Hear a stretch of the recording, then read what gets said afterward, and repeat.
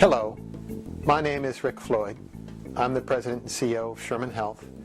And as we approach our big move from the Center Street campus to our new home at Randall Road, it seemed appropriate to take a moment and ask ourselves to reflect upon the wonderful nearly 120-year history here at the Center Street campus. And as a result, we've asked many of our staff who have been here a long time to share a few memories. So what you will hear across the coming minutes are some memories that some members of the staff have of this wonderful place that has been our home for such a long time and where so much great health care has been delivered. My name is Carol Grafe. I've been a volunteer here at Sherman for 39 years.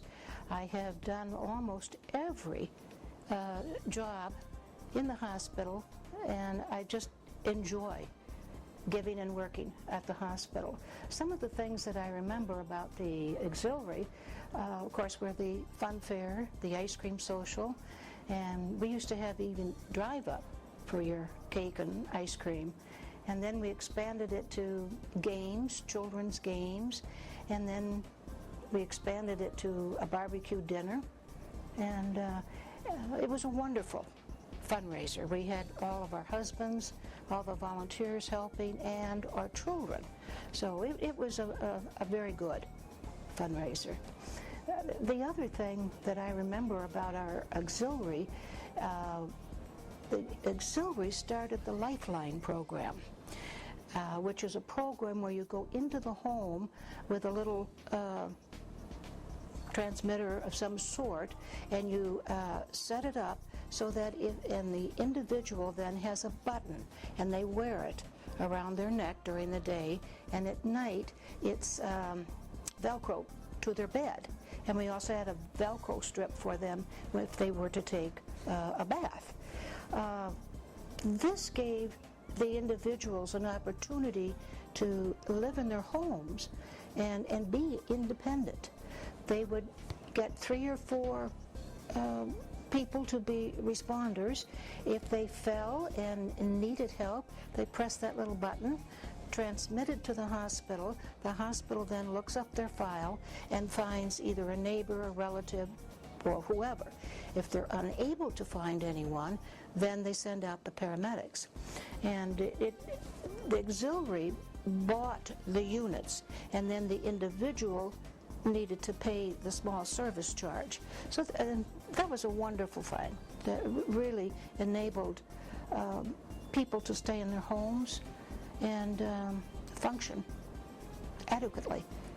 I'm trying to think some of the other programs. Of course, our hospital balls, they have moved to the unbelievable now. But they are beautiful and they're lovely. And I like the idea that they honor either someone in the medical profession and sometimes a volunteer, sometimes somebody involved in the building process of our new hospital. So it's been a wonderful ride for 39 years. But I have enjoyed it. I've met a lot of wonderful people, and the things that we do are helpful to the hospital. Now, most of my volunteer years I spent in the coffee shop, which I thoroughly enjoyed. I'm not real good with patients, and so this gave me an opportunity to meet the relatives of somebody in the hospital, and sometimes all they wanted to do was share a cup of coffee with you. I drank more coffee in those times, but I felt it was very, very worthwhile.